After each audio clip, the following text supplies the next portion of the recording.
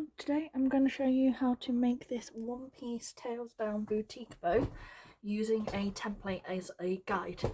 Now this one took me a while to film because it took me a while to get these consistent, because you can get, and I've tried this in smaller sizes, you get a more like squared look to some of them if you don't pay attention to where the placement, or you don't get the right template for the ribbon and width size. So if I find them,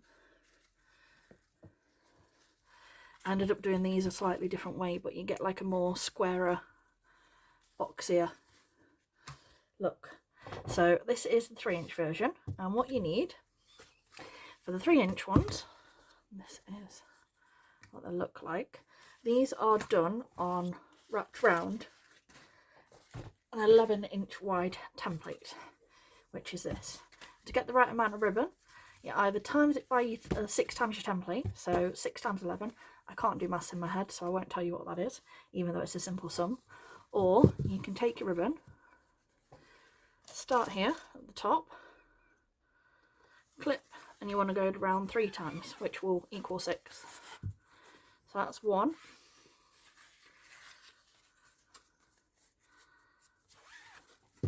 2, your third one will bring you back up to here. So like I said, 3 times round or 6 times the size of the template.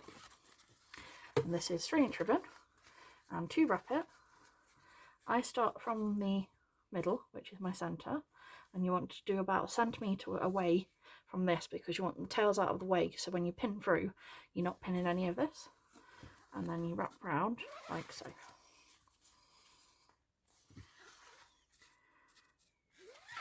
Keep it really nice and tight round the template so that it keeps your loops nice and even.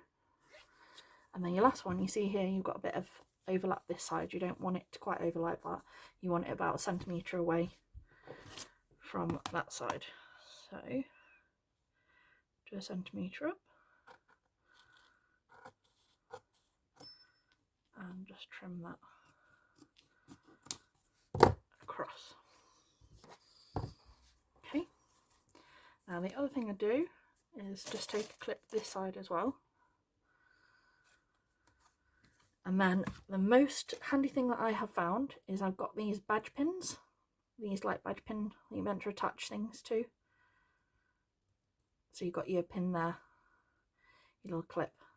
So this is what I use to hold it in place, because it's the only thing I found that keeps it gripped enough that you can twist it round and get it to where you want it without too much problems. But the first thing you do before we start putting the pin in is take your template, work out where your centre is, which would be there. Line up your ruler against your 3 inches. You want to take your pin and you want to put your pin in at 1.5, which is the dead centre.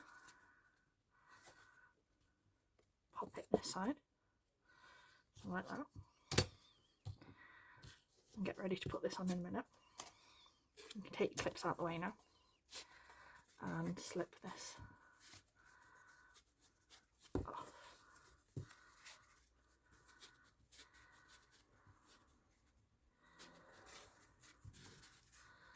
There we go. So then we can move the template out the top way, because we're done with that now. Now as you can see, this is what you have at the moment. So you've got tail tucked in here, you loop over here, that sort of fans out in this direction. So what you want to do is pop this one out, and then take this loop and you just pull it up, and you just want to play around with it.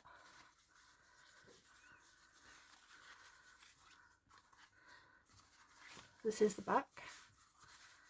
You want to play around with your loops. Well, this is front. You want to play around with it until you get this kind of look. So you want nice peaks here, and if you want to, once you've got these in place, you can take your clip again and clip this here, And then what I do is I play around with these loops. So you want to sort of get them so they're quite perky, because it's not like a true boutique, you'll see in a minute. And it's getting these so that these sort of give you like the loops here, as you can see on these.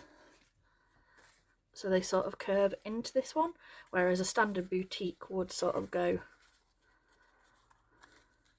so that these two loops sort of peak up. It's a slightly different version, like I said, but it still looks like a boutique, but this is where you want your loops to sort of lie when you're doing it.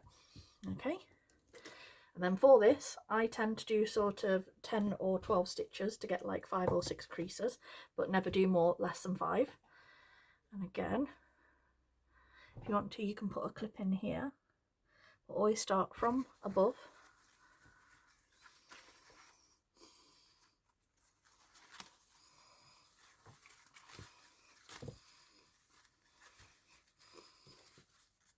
And if your loops move as you're sort of moving it around, don't hesitate to give it a little bit more adjustment again, so it's exactly where you want it. Take your hand underneath so you've got the support here. Okay, once you've got it all, you can take that out, ready to go out in a minute. So from where your triangle comes in, 1, 2, 3,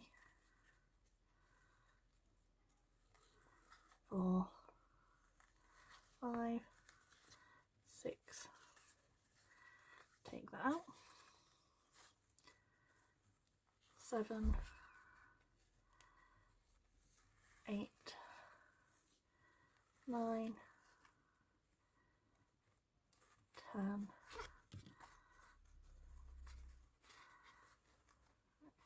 gonna make them a little bit longer, 9, 10, 11. I'll count them in a minute. I've miscounted on there, but 1, 2, 3, 4, 5, 6, 7, 8, 9, 10. So I've done 5. Try and make them as even as you possibly can. Mine are a little bit off, but they're as close as I will get them on these. Okay. And this is what it will look like at this moment in time. Okay, so that's front. This is what it will look like on the back. And then you can pull your creases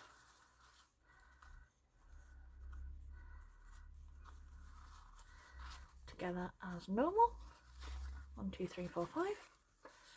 And wrap around nice and tight. Good couple of times. Okay. And then wrap off. And sew off.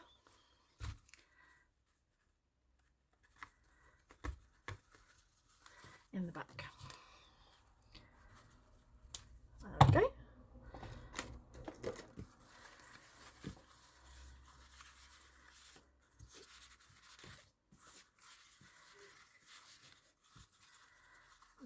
You can play around with your loops, because like I said, you get your nice peaks here, and then you've got like curves that loop up here. Now what you'll notice is one of your tails always appears a little bit shorter than the other, so I sort of bring them up together and give them a little trim.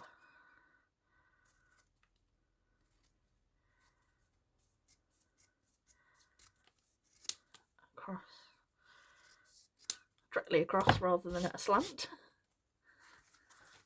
And then I do my little curve. You can do spikes, you can do curves, you can do whatever you want. You can put them at an angle. I just like the nice curve look to it. If you want the curve even on both sides, you can flip this side and use it as a guide.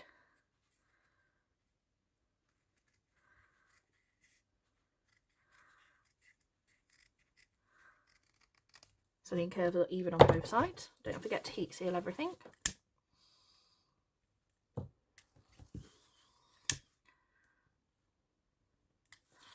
In the blue clear part of the flame. There we go. And I got these badge pins, by the way, and I keep losing the little back things. There we go.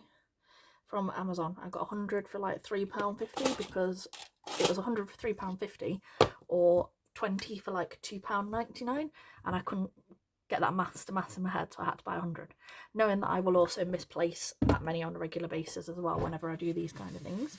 I've got a nice 70mm clip for the back here. I've got some matching 9mm for the centre.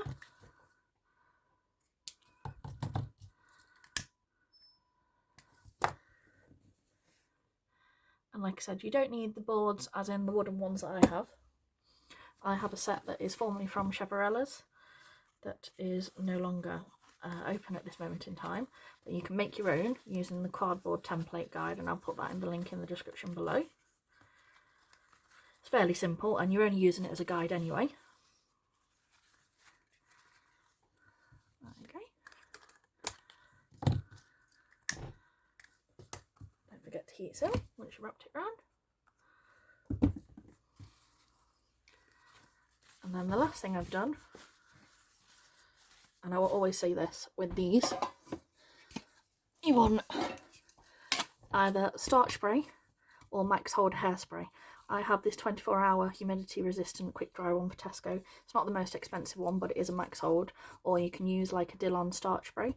Once you're happy with the placement and you're happy with how your loops and everything lie in a ventilated area, which is why I can't show you on my desk, you want to take this, get it exactly where you want it.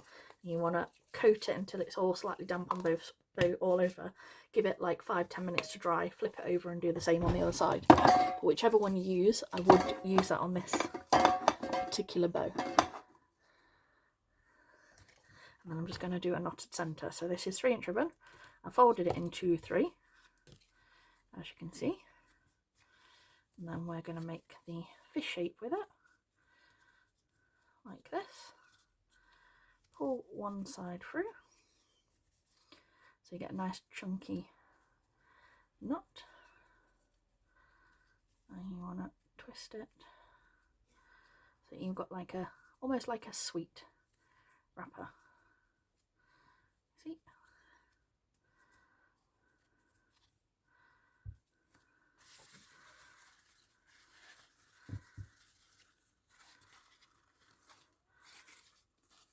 Move my tails and my loops completely out of the way. Then want some glue on the back. Some glue there. Open my clip out of the way. Move that loop up. Move my tails down. Glue there. That back up.